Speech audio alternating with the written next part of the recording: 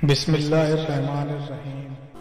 अमीरुल मोमिनीन हज़रत अली बिन अबी तालिब करमल्लाहु वजहुल करीम ने एक रोज़ मरवान बिन हकम को देखा तो फरमाया, ये अपनी कागलें यानी स्याह बाल सफ़ेद होने के बाद ज़रूर गुमराही का झंडा उठाएगा और इसके लिए एक मरतबा इस तरह हुकूमत होगी जिस तरह कुत्ता अपनी नाक चाटता है।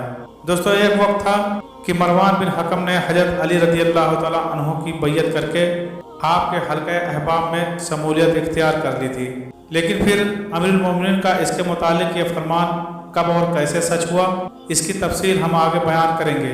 लेकिन इससे पहले हम मरवान बिन हकम की ज़िंदगी के कुछ अहम पहलू अपने नाज़रीन के सामने रखना चाहते हैं।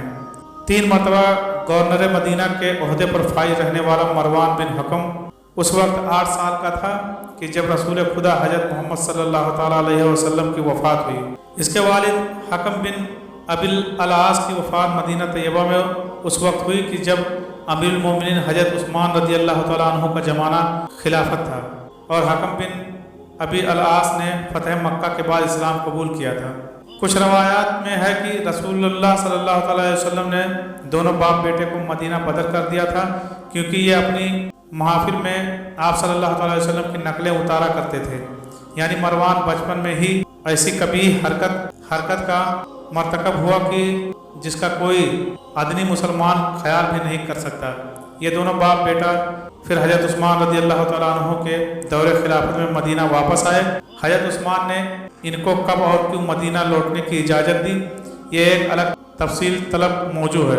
बहरहाल मरवान वापस आया और बतौर कातिब हज़रत उस्मान के साथ काम करता रहा, जिसकी वजह से हज़रत उस्मान को सख्त नुक्ताचीनी का भी सामना करना पड़ा, क्योंकि मरवान की ये खसलत थी कि वो अक्सर हज़रत उस्मान के सामने असहाब रसूलुल्लाह सल्लल्लाहु ताला अलैहि वसल्लम के साथ झगड़ा करता रहता था और हज़रत उस्मान उसको उससे रोकते थे और डांटा भी करते थे।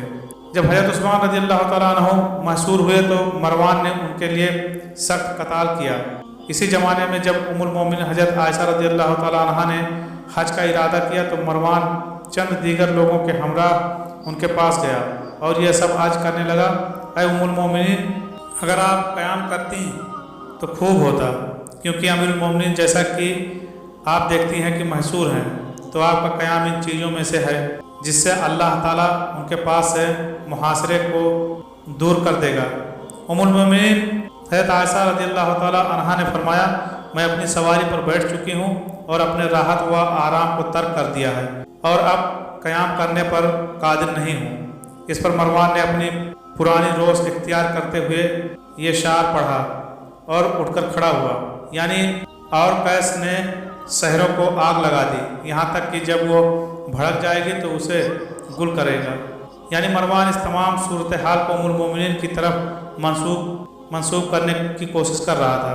इस पर उम्मुल मोमिनीन तैस में आ गई और फरमाया, ऐ असार को मुझ पर सादिक करने वाले, अगर तुम्हारे और तुम्हारे इन साथियों के जिनके मामले ने तुम्हें मशक्क़त में डाला है, दोनों के पाँव में चक्की बधी हो और तुम दोनों समंदर में डूबते हो तब भी मुझे मक्का जाना पसंद है।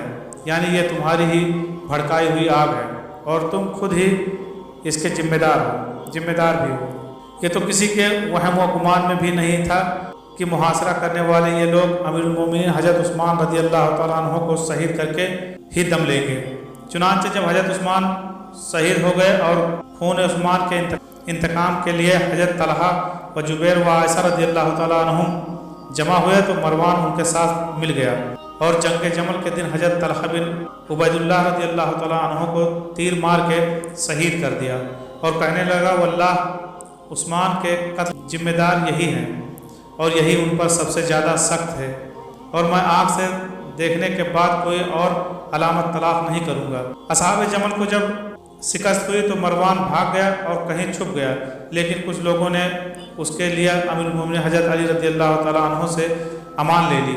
बस आपने मरवान को अमान दे दी, लेकिन वो इस पर राज़ी ना हुआ, बल्कि कहने लगा, जब तक मैं अमीरुल मोमिनीन से मिलकर उनकी बैयत नहीं करूँगा तब तक मुझे करार नहीं आएगा। चुनांचे जंग जमल के बाद एक दिन मरवान अमीरुल मोमिनीन के पास आया اور آپ کے ہاتھ پر بیعت کر لی اور پھر مدینہ جا کر وہیں قیام کر لیا۔ امیر المومنین حضرت علی رضی اللہ تعالیٰ عنہ کی شہادت کے بعد جب تمام امورات حضرت معاویہ بن ابی سفیان رضی اللہ تعالیٰ عنہ کے ہاتھ آئی تو آپ نے مروان بن حکم کو مدینہ کا گورنر بنا دیا۔ یزید کے دور میں بھی مروان مدینہ میں ہی مقیم تھا۔ واقعہ کربلا کے بعد جب اہل مدینہ نے عثمان بن محمد اور بنو امیہ کو مدینہ سے نکال کر شام کی طرف جلا وطن کر دیا تو مروان بھی ان جلا وطن کے جانے والوں میں شامل تھا۔ اب ذرا اس کی بدبختی دیکھیں کہ جلا وطنی کیے جانے کے بعد یہ اس گروہ میں شامل ہو کر مدینہ الرسول صلی اللہ علیہ وسلم پر حملہ آور ہوا۔ جو گروہ یزید پلید نے مسلم بن عقبہ کی سرگردگی میں اہل مدینہ کو تہہ کرنے کے لیے روانہ کیا تھا، مروان نے نہ صرف ان کی مدد کی بلکہ اصحاب رسول اللہ صلی اللہ تعالیٰ علیہ وسلم پر خوب تلوار چلائی اور مدینہ کو فتح کر کے جشن منائے۔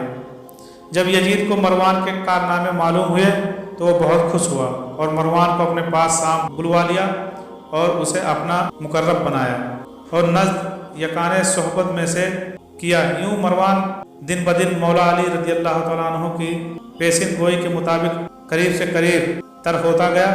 مروان کے شام منتقل ہونے کے کچھ ہی عرصے بعد یزید کی موت ہو گئی اور امارت پر اس کا بیٹا معاویہ بن یزید تخت نشین ہوا۔ معاویہ بن یزید سخت علالت کی وجہ سے صرف 40 دن زندہ رہا اور وہ بھی وفات پا گیا۔ جب معاویہ بن یزید کو دفن کیا گیا تو مروان نے اس کی قبر پر کھڑے ہو کر لوگوں سے کہا تھا، میں دیکھتا ہوں کہ فتنوں کی دیگیں ابلتی ہیں اور ابو لیلہ یعنی معاویہ بن یزید کے بعد سلطنت اس کی ہوگی جو غالب آئے گا۔ مروان کی بات بالکل درست نکلی اور امارت کے حصول کے لیے فتنوں کا آغاز ہو گیا۔ یہاں ابن جاد نے مروان کا کھل کر ساتھ دیا اور اسے مشورہ دیا کہ تم یزید کی بیوی ام خالد سے نکاح کرو اور اس طرح تم خالد بن یزید کو اپنے ہاتھ میں لے کر خود تخت نشین ہو جاؤ گے۔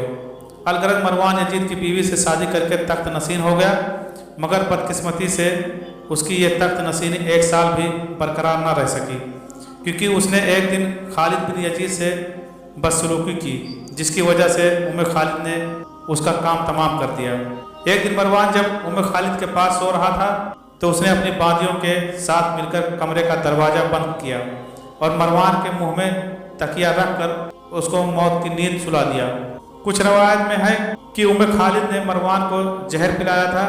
جب مروان مر چکا تو ام خالد کھڑی ہوئی اور اپنا گریبان چاک کر ڈالا اور اپنی باندیوں اور خدمت گزاروں کو بھی ایسا کرنے کا حکم دیا اور خوب زور زور سے چیخ و پکار شروع کر دی۔